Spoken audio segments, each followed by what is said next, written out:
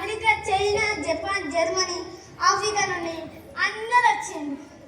అందరికీ తిండి సరిపోవాలని సేర్ల బియ్యం పోసి తూగిన మంట పెట్టి చిత్తాకాంత ఇష్టలేసి ఇద్దరు చొప్పున మస్తుగా పట్టించిన బద్దం తిన్నది బాంచ మిమ్మల్ని అందరినీ చూస్తుంటే నా పెళ్ళికి వచ్చినట్టే ఉన్నది. కానీ కట్నాల గుడిలో మాత్రం ఒక్కరికే లేదు.